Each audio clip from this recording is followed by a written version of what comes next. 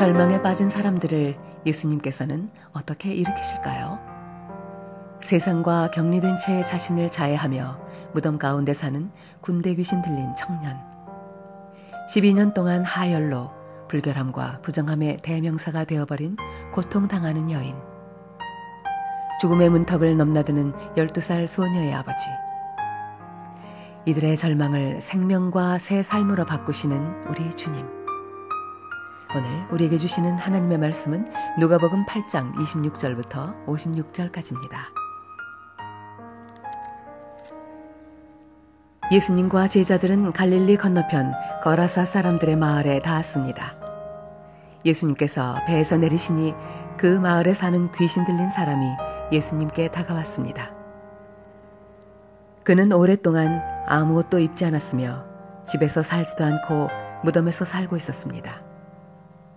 그는 예수님을 보고 소리를 지르며 예수님 앞에 엎드렸습니다. 그리고 큰 소리로 말했습니다. 가장 높으신 하나님의 아들이신 예수님, 당신이 저와 무슨 상관이 있습니까? 제발 저를 괴롭히지 마십시오. 이는 예수님께서 더러운 영에게 그 사람에게서 떠나라고 명령하셨기 때문입니다.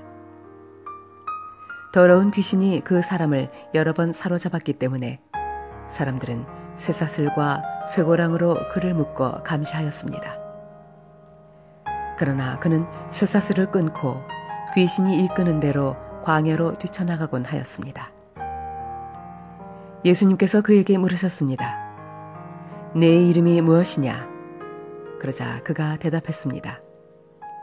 레기온입니다. 이는 많은 귀신이 그에게 들어갔기 때문입니다. 귀신들은 예수님께 자신들을 지옥으로 쫓아내지 말아달라고 간청하였습니다. 그때 언덕에는 많은 돼지떼가 풀을 먹고 있었습니다. 귀신들은 예수님께 자기들을 그 돼지떼에게 들어가게 해달라고 간청하였습니다. 예수님께서 그렇게 허락하셨습니다. 그러자 귀신들은 그 사람에게서 나와 돼지떼 속으로 들어갔습니다. 순간 그 돼지들은 비탈을 내리달아 호수로 들어가 빠져 죽었습니다. 돼지를 치던 사람들이 일어난 일을 보고 도망쳐 이 사실을 성과 마을 사람들에게 전하였습니다. 사람들이 일어난 일을 보려고 예수님께 다가갔습니다. 그리고 귀신이 나간 사람이 옷을 입고 제정신으로 예수님 발 앞에 앉아 있는 것을 보았습니다. 그들은 두려운 생각이 들었습니다. 이 일을 목격한 사람들이 귀신 들린 사람이 어떻게 온전하게 되었는지를 사람들에게 말해 주었습니다. 거라사와 그 주변에 사는 모든 사람들이 예수님께서 자기들로부터 떠나줄 것을 간청했습니다. 이는 그들이 무서움에 사로잡혔기 때문이었습니다. 그래서 예수님께서 배를 타고 돌아가셨습니다. 귀신이 나간 사람이 예수님을 따를 수 있게 해달라고 예수님께 간청하였습니다. 그러나 예수님께서 그를 돌려보내며 말씀하셨습니다. 집으로 돌아가서 하나님께서 너에게 하신 일에 대해 사람들에게 말해라. 그래서 그는 모든 마을을 다니며 예수님께서 자기에게 얼마나 큰 일을 행하셨는지에 대해 전하였습니다. 예수님께서 돌아오시자 많은 사람들이 예수님을 환영하였습니다. 이들은 예수님을 기다리고 있었습니다. 야이로라는 사람이 앞으로 나왔습니다. 그는 회당장이었습니다. 그가 예수님의 발 앞에 엎드려 자기 집으로 와주실 것을 간청하였습니다.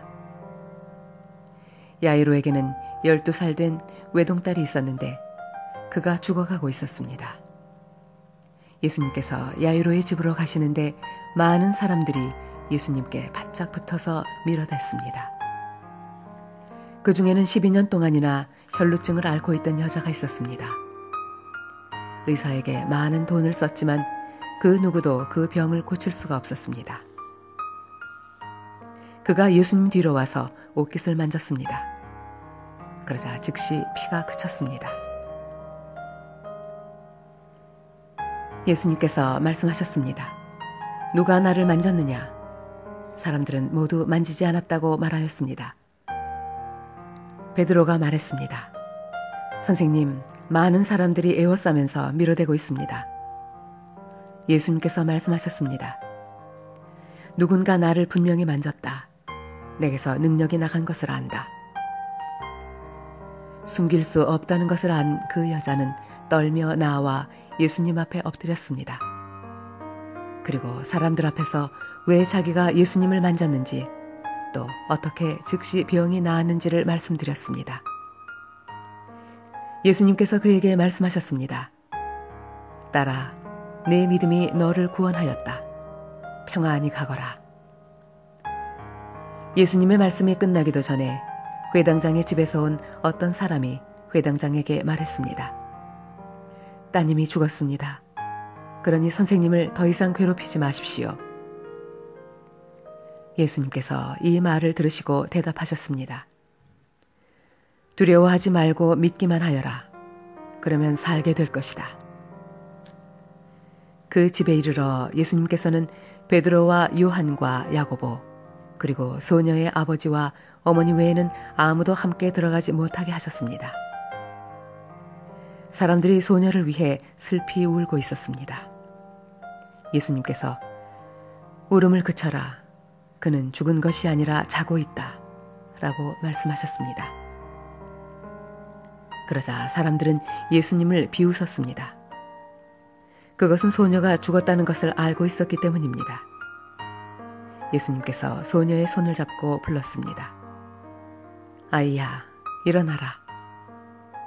그러자 영혼이 돌아와서 소녀는 즉시 일어났습니다. 예수님께서 그에게 먹을 것을 주라고 명하셨습니다. 그 소녀의 부모들은 놀랐습니다. 그런데 예수님께서는 일어난 일을 아무에게도 말하지 말라고 지시하셨습니다. 아멘. 우리에게 주신 하나님의 말씀이었습니다. 소망의 주님, 어지러운 세상 속에서 살아가며 고통당하는 한몸 가족들을 불쌍히 여기소서. 오랜 질병으로 가난과 외로움 속에서 몸부림치는 한몸 가족들을 긍휼히 여기소서. 자녀의 연약함으로 가슴 태우며 기도하는 부모님들의 기도에 응답하여 주소서. 우리 주 예수 그리스도의 이름으로 기도드립니다.